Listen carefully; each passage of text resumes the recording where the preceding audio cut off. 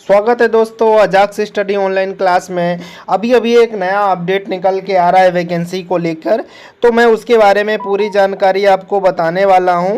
क्या current vacancy आने आई है अभी अभी तुरंत करंट की जानकारी है। दिल्ली एसआई के लिए अभी वैकेंसी निकल के आई है। Delhi SI sub inspector, Delhi SI sub inspector की वैकेंसी निकल के आई है। एसएससी के थ्रू इसका ऑनलाइन फॉर्म भरा जा रहा है। ठीक है, इसके लिए मैं आपको पूरी जानकारी पूरी डिटेल में बताने वाला हूं, तो वीडियो को कहाँ पूरा लास्ट तक देखना है, एंड तक देखना है। और जानकारी अच्छी लगे तो अपने दोस्तों के बीच भी शेयर करना जो तैयारी करने वाले हैं। तो ध्यान से समझ लो, मैं ये वीडियो इसलिए बना रहा हूँ कि आप लोग भी तैयार हो जाओ। मध्य प्रदेश में भी वैकेंसियाँ आनी प्रारंभ हो गई। भरे ही लॉकडाउन कोविड-19 के चलते लॉकडाउन लगा हुआ है, ठीक है, फिर भी वैकेंसियां आनी नहीं रुक रही हैं। क्लियर है, जैसे अभी दिल्ली एसआई का वैकेंसी आ गया, एसएससी के थ्रू आ गया है ना, उसी प्रकार वैकेंसी मध्य प्रदेश में भी जल्दी ही आने वाली है। तो अपनी तैयारी परफेक्ट बना के रखो, कभी भी वैकेंसी आ सकती है, तैयारी पे कोई भी चूक मत करो। तो चलो देखते हैं कौन सी वैकेंसी आई है एसएससी ऑनलाइन में। ठीक है, ये ऐसे ही आप लोग भी जाके एसएससी ऑनलाइन में आप चेक कर सकते हो कैसा क्या नोटिफिकेशन आया हुआ है। क्लियर है, पूरी तरीके से ये मैं ऑनलाइन ही बता रहा हूँ। ये ऊपर ही दिख रहा है, ऊपर ही दिख रहा होगा आपको, ये ऊपर ही दिख रहा है, बिल्कुल ये पहला ही ऊपर वाला ऑप्शन है। ठीक है, ऑप्शन दिख रहा है, अब अपन इसे डाउनलोड करके दिखा सकते हैं। ठीक है, देख लेते हैं क्या है। ये डाउनलोड हो रहा है, आप लोग भी जाके चेक कर लें नोटिफिकेशन। क्लियर है, ये कर्मचारी चयन आयोग दिख रहा है, कर्मचारी चयन आयोग स्टाफ सिलेक्शन कमीशन एसएससी के थ्रू निकला हुआ है दिल्ली एसआई का। क्लियर है, तो चलो इसके बारे में अपन देखते हैं कौन इसमें फॉर्म भर सकता है, कौन फॉर्म फिलअप कर सकता है, कब से इसका फॉर्म डेट चालू है। फॉर्म डेट के बारे में अगर देखा जाए तो 17 जून से फॉर्म भरना स्टार्ट है। ठीक है, जैसे आज से ही फॉर्म भर सकते हैं अपन एसएससी ऑनलाइन के थ्रू। क्लियर है, आगे बढ़ते हैं और इसके बारे में आप लोग भी पूरी जानकारी देख सकते हैं, ऐसा नहीं है। वैकेंसी के बारे में देखते हैं कितनी पोस्ट हैं, कौन से पोस्ट के लिए कितनी वैकेंसीज हैं। क्लियर है, देखते हैं यहाँ पे ओपन में कितना है। जनरल के लिए 32 पोस्ट है। ठीक है, ईडब्ल्यूएस के लिए 9 पोस्ट है, ओबीसी के लिए 6, एससी के लिए 11 पोस्ट, एसटी के लिए 15, टोटल 73 पोस्ट ये है ओपन के लिए। डिपार्टमेंटल कैंडिडेट के लिए टोटल पोस्ट 9 है, बाकी वैकेंसी आप लोग चेक कर लेना। एक्स सर्विसमैन के लिए 9 है और टोटल वैकेंसी देखा जाए तो 91 पोस्ट हैं टोटल वैकेंसी। क्लियर है, ये किसके लिए, सब इंस्पेक्टर के लिए, ऊपर ए लिखा हुआ है सब इंस्पेक्टर के लिए है दिल्ली पुलिस में। क्लियर है, अब दिल्ली पुलिस सेंट्रल गवर्नमेंट के अंतर्गत आती है ना, इसलिए एसएससी के थ्रू इसका फॉर्म भरा जा रहा है। आगे ये बी नंबर सब इंस्पेक्टर लिखा हुआ है इन दिल्ली पुलिस, इसमें भी ये मेल के लिए मेल कैंडिडेट और ये फीमेल कैंडिडेट। ठीक है, इसमें टोटल वैकेंसी कितनी है, 78 वैकेंसी है। क्लियर है, तो प्लीज़ पूरी जानकारी होने के बाद ही फॉर्म को फिलअप करें, है ना। तो हमने पूरी जानकारी इस वीडियो में कवर करने का प्रयास किया है। चलो देखते हैं क्या सीआरपीएफ। ठीक है, सीआरपीएफ इसमें एसआई रैंक पूरे हैं, है ना। ये सब इंस्पेक्टर जीडी लिखा हुआ है, जनरल ड्यूटी इसका कहलाता है, कहने का मतलब है ना।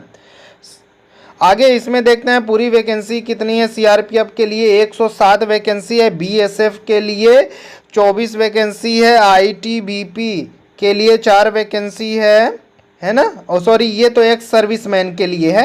एक्स सर्विसमैन का मतलब ये है कि जो लोग आर्मी वगैरह से रिटायर होते हैं उनके लिए। ठीक है, यहाँ पे सॉरी मैं थोड़ा सा यहाँ पे ये बताना चाह रहा था कि टोटल वैकेंसी इसमें 1072 है सीआरपीएफ में। ठीक है, क्लियर है, सब समझते चलना।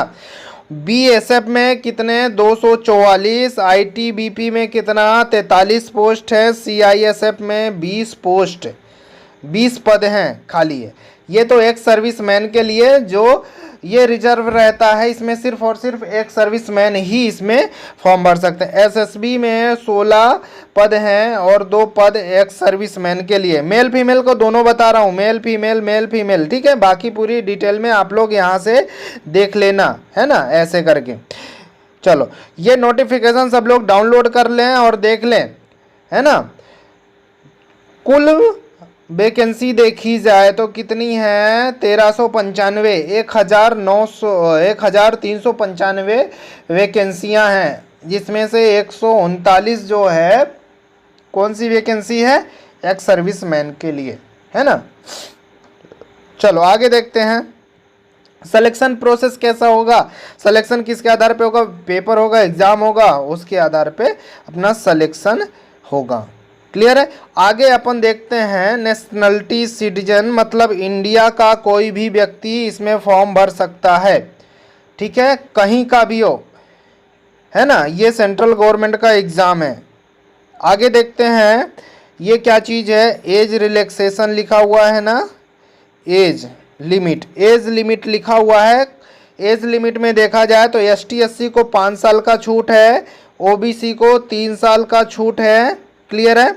लेकिन कितने साल के लिए, यहाँ पे पहला पॉइंट लिखा हुआ है 20 से 25 वर्ष उम्र होना चाहिए, ठीक है। 20 से 25 साल के बीच के ही लड़के फॉर्म भर सकते हैं जिनका उम्र हो।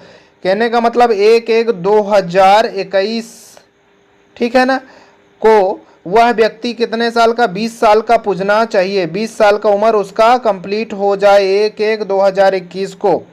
और देखना 2/6/1996 के पहले उसका डेट ऑफ बर्थ ना हो, मतलब यदि वह व्यक्ति 2/1 है ना, 2 जनवरी 1996 के पहले का ना हो। कहने का मतलब अगर 2 जनवरी 1995 का है तो वह व्यक्ति फॉर्म नहीं डाल सकता, है ना।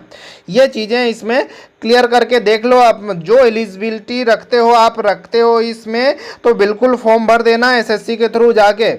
और ये लिखा हुआ है एक सर्विसमैन के लिए 3 साल ये छूट मिला हुआ है। क्लियर है।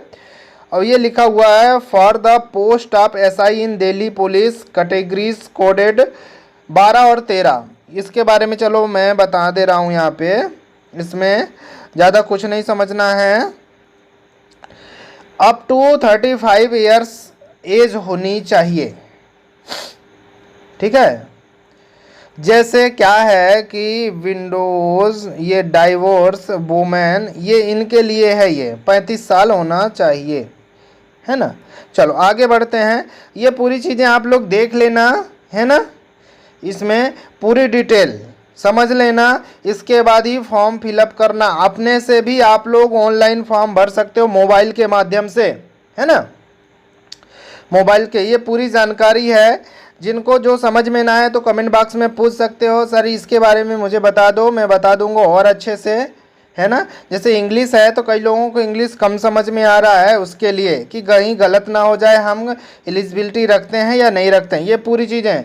क्वालिफ़िकेशन के बारे में अगर देखा जाए तो क्वालिफ़िकेशन क्या कहता है कि बैचलर डिग्री होना चाहिए। बैचलर डिग्री का मतलब क्या, ग्रेजुएशन कंप्लीट होना चाहिए। ग्रेजुएशन में क्या समझ में आ रहा है, ग्रेजुएशन BA हो, BSc हो, ठीक है, आर्ट ये है ना, कॉमर्स से क्या हो, BCom हो, कोई भी बैचलर डिग्री हो, ग्रेजुएशन कोई भी हो, कॉलेज डिग्री होना चाहिए, किसी भी सब्जेक्ट से वो भर सकता है ना। आगे बढ़ते हैं। बस इतना समझ लो कि कोई भी बैचलर डिग्री हो तो वो फॉर्म डाल सकता है। शॉर्ट में बता रहे हैं, एक शब्द में, है ना। ये सब सारी चीज़ें समझ लेना चाहिए, उसके बाद ही फॉर्म को भरना है। फॉर्म कैसे फिलअप कर सकते हैं वो भी मैं इसमें बताने वाला हूँ। आप लोग ये वेबसाइट दिख रहा है, इसको मोबाइल पे लॉगिन कर सकते हो। आप लोग पूरा स्टेप बाय स्टेप फॉलो करके आप पूरी फॉर्म को प्रोसेस को कर सकते हो, भर सकते हो, है ना। एप्लीकेशन, ये फ़ीस के बारे में कितना फ़ीस रखा गया है, फ़ीस पेबल कितना है, 100 रुपीज़, 100 रुपये फ़ीस हैं, सिर्फ और सिर्फ 100 रुपये फ़ीस हैं। ये भीम UPI के माध्यम से भी फ़ीस को पेड किया जा सकता है। क्लियर है। अब एक चीज़ और आते हैं इसमें कि परीक्षा सॉरी ये क्या लिखा है, सेंटर ऑफ एग्जामिनेशन, हाँ ये लिखा है सेंटर ऑफ एग्जामिनेशन। इसमें परीक्षा सेंटर कहाँ पे देगा, तो अपन एमपी का देख रहे हैं ना, तो एमपी के बारे में, बाकी तो और भी आप लोग देख सकते हो।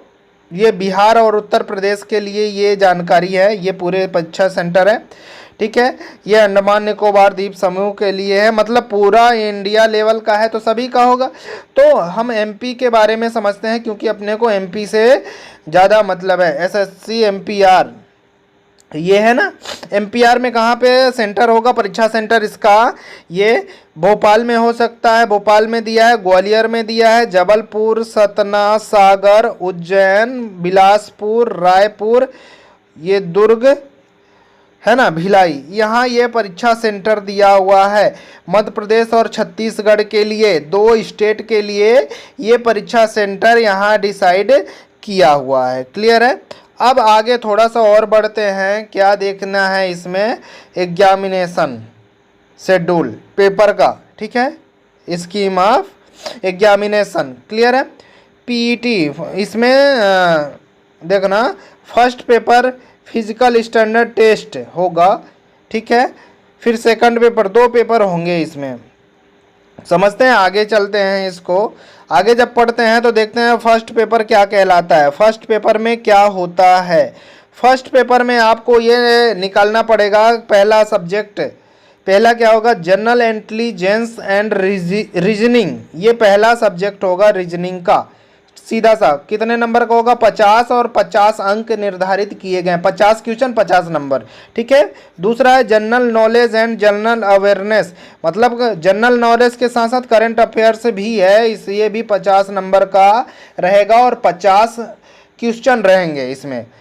क्वांटिटिव है ना, क्वांटिटेटिव एप्टीट्यूड ये है, मैथ इसको बोलते हैं, मैथ है, ठीक है ना। ये मैथ 50 क्वेश्चन 50 नंबर के रहेंगे और इंग्लिश कंप्रीहेंशन, इंग्लिश सब्जेक्ट रहेगा 50 क्वेश्चन 50 नंबर के। फर्स्ट पेपर से मेरिट बनेगा, उसके आधार पे हम सेकंड पेपर पे जाएंगे। ये इसका एग्ज़ाम डेट है 29 सितंबर है ना, हाँ 29 सितंबर 2020 से 5 अक्टूबर 2020 तक होगा इसका एग्ज़ाम होगा। 2 घंटे का एग्ज़ाम होगा, मतलब क्या, 120 मिनट, ठीक है, 120 मिनट का समय रहेगा। कितने प्रश्न के लिए, 100 प्रश्न के लिए, 100 क्वेश्चन के लिए 120 मिनट का अपने पास समय होगा। इसीलिए मैं बार बार मैथ पढ़ाता हूँ, रीजनिंग पढ़ाता हूँ, तो आपको बताता हूँ कि इतना कम समय में करना है। ये देखो सेकंड पेपर क्या रहेगा, English language and comprehension, 200 number का रहता है ये और 2 घंटे का रहता है। तो यहाँ पे इसमें ज़्यादा सेकंड पेपर पे, अभी तो फर्स्ट पेपर पे अपने को एकदम से तैयार करना है। फर्स्ट पेपर जब निकल जाएगा तो उसके बाद सेकंड पेपर के लिए हमारे पास समय बचेगा। देखो ये लिखा हुआ है ना, 1 मार्च को है, 1 मार्च 2021 में पेपर होगा, तो पर्याप्त समय रहेगा इंग्लिश से तैयारी करने के लिए, ठीक है। इसमें एक चीज़ और है, ये बेनिफिट है एनसीसी सर्टिफिकेट वाले के लिए, सी टाइप का, बी टाइप का और ए टाइप का सर्टिफिकेट के लिए इसमें मार्किंग भी दिया हुआ है, 10 नंबर, 6 नंबर और 4 नंबर, ठीक है। ये मार्किंग भी, छूट भी प्राप्त होगी जो एनसीसी कैडेट के हैं। क्लियर है।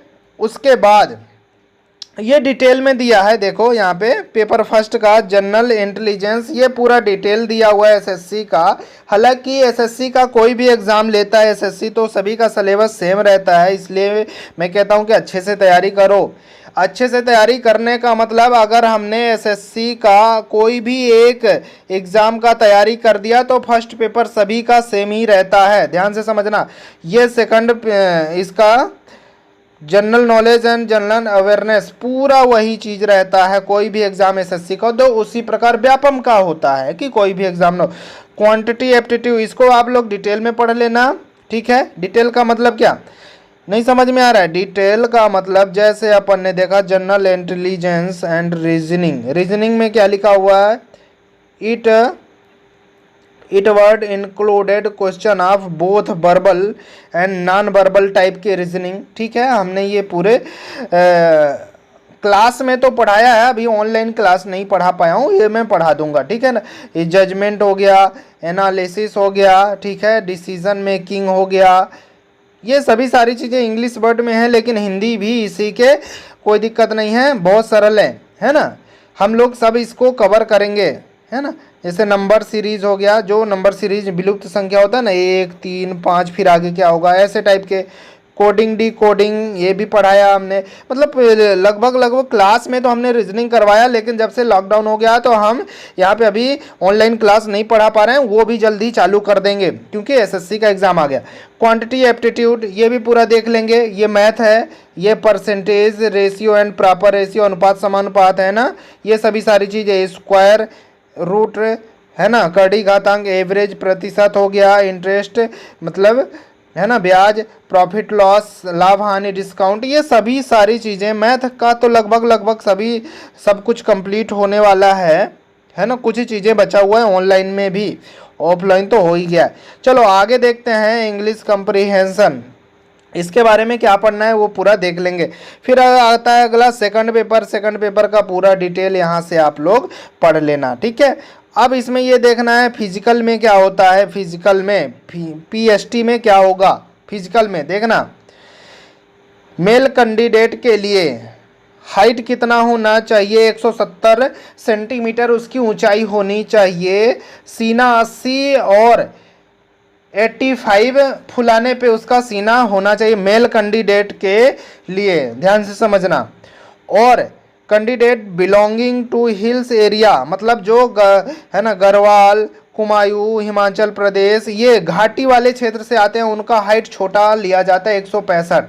सीना तो बराबर ही 80-85 ही रहेगा, 80 बिना फुलाए और फुलाने पे 85 आना चाहिए। क्लियर है।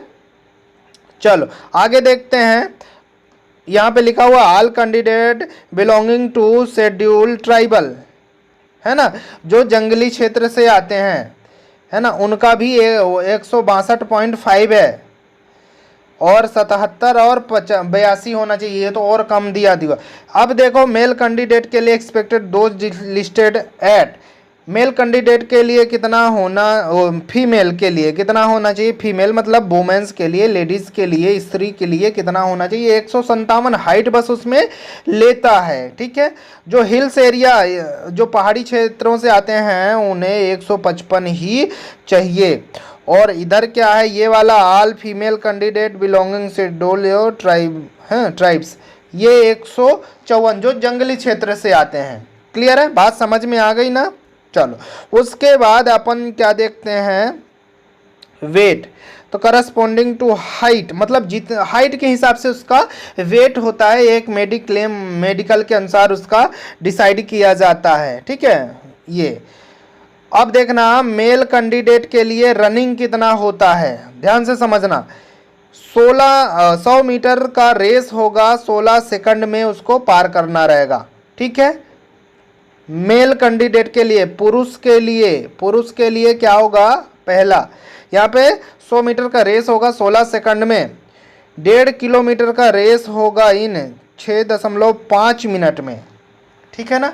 1.5 किलोमीटर का यही है, ये क्या 1600 मीटर, अपन यही पढ़ते हैं ना, यही तैयारी करते हैं ना आर्मी वगैरह का, वही चीज़। उसके बाद फिर क्या होगा, लॉन्ग जंप होगा, कितना, 3.65 मीटर इन 3 चांस, 3.65 मीटर का जो एक लॉन्ग जंप होगा, 3.65 मीटर का 3 बार चांस दिया जाएगा इसके लिए, जंप बस के लिए, रनिंग के लिए सिर्फ और सिर्फ 1 बार दिया जाएगा। हाई जंप कितना, 1.2 मीटर रहेगा, 3 चांस इसके लिए भी मिलेगा। शॉर्ट पुट है ना, 16 लैप्स, 4.5 मीटर फेंकना रहेगा, 3 चांसेस का मिलेगा। शॉर्ट पुट का मतलब गोला फेंक इसी को बोला जाता है। आगे देखते हैं, फीमेल कैंडिडेट के लिए 100 मीटर की रेस रहेगी 18 सेकंड में, और मेल के लिए, पुरुष के लिए कितना था, 16 सेकंड, ये 18 सेकंड, 2 सेकंड ज़्यादा है। आगे बढ़ते हैं, आगे 800 मीटर का यहाँ पे सिर्फ आधा ही होगा, 800 मीटर का रनिंग रहेगा 4 मिनट में, कोई दिक्कत नहीं है, बढ़िया से आराम से निकल सकता है। जो तैयारी कर रहे हैं वही लोग फॉर्म भरना, ठीक है। लॉन्ग जंप लॉन्ग जंप इसमें 2.7 मीटर निकालना रहेगा, 3 चांस इसका मिलेगा। हाई जंप निकालना रहेगा 0.9 मीटर, 9 मीटर मतलब 900, ये 900 सेंटीमीटर है ना, मतलब 0.9, 1 मीटर से 100 सेंटीमीटर कम। ठीक है, अब यहाँ पे देखना 3 चांस इसके लिए भी दिए जाएंगे, लॉन्ग जंप। और ये इसमें फीमेल के लिए है ना, महिलाओं के लिए गोला फेंक नहीं है, क्लियर है ना, उनमें कोई चेस्ट की बाध्यता है ना, सीने का कोई भी उसमें प्रावधान नहीं है। फिर आता है मेडिकल, मेडिकल होगा फिर, ठीक है, मेडिकल एग्जामिनेशन किया जाएगा। आई कितना होना चाहिए, 6/6, 6/6 का आँख होना चाहिए, कलर ब्लाइंडनेस नहीं होना चाहिए। हालांकि मेडिकल सभी में बराबर होता है ना, ये सब सारी चीज़ें वहाँ पे देखा जाएगा। लेकिन अभी आप लोग सिर्फ और सिर्फ अपना क्या तैयारी करोगे, सिंपल सा है, जो 4 सब्जेक्ट हैं, मैथ, रीजनिंग, इंग्लिश और करंट अफेयर्स, जीके, ठीक है, ये चीज़ें तैयार करना है, क्लियर है। बाकी तो पूरी जानकारी इसी में मिल जाएगी आपको, है ना, क्या क्या चाहिए सब सारी चीज़ें मिल जाएंगी। तो जल्दी से जल्दी फॉर्म भर लो आप लोग और तैयारी पे जुट जाओ, बहुत कम समय बचा हुआ है, ठीक है, तो कर लोगे, है ना, बिल्कुल। ये बहुत सारी चीज़ें हैं, इसका नोटिफिकेशन आप लोग डाउनलोड करके देख सकते हैं और पढ़ाई पे अपने जुट जाइए।